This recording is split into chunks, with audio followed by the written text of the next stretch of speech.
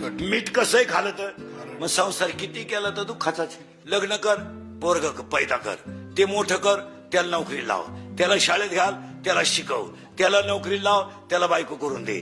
ती बाळातीन होणार, आपल्याला नातू होणार, आपल्याला शुगर वाढणार, आपण मरणार. हा तमाशा काय आजचा आहे का? हा तमाशाच आहे ना, चालू दे. पुनरपी जनाराम उपजते नाचले पुनरपी, हे चालूच राहणार आहे. आपला आजाय नांगरीत होता तर ढेकळच होती, आपला पंजाय नांगरीत होता तर ढेकळच आहे, आणि आपणही नांगरीत होता ढेकळच आहे. आपली पोरं नांगरायला ठेवणार नाही. आपली पोरं अशी हलकी कामं नाही करणार. वावर नांगरा बैल इकूनच टाकणार आणि डायरेक्ट ढाबा टाकणार आणि त्याला नाव देणार रानवारा. मग त्याच्या शेजारी टपरी टाकणार गारवा.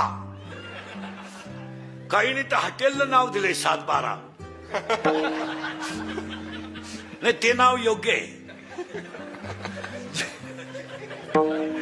ज्याला 7-12 नील करायचंय त्यानं त्यांना भेटावा. पुरा भिकारी झाला आणि त्याच्या शेजारी एखाद्या नाव टाकलं पाहिजे हे चालूच राहणार. पुनर्विद्यात काय एवढं विशेष नाही, ते नाविन्य नाहीये. कारण ते झाड वांज आहे आणि आपण सगळे पाणी कशाला घातलं?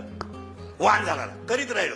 एखादी सुनबाई वैशाख महिन्यात आली ना, सासू जरा नंगाट असली ना, तर ती सून जरा काम दाखवते. ती सून काय म्हणते माहिती का?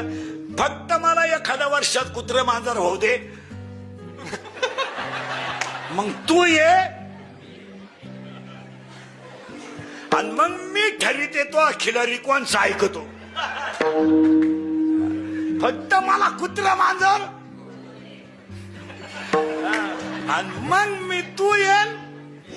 तू जर नाही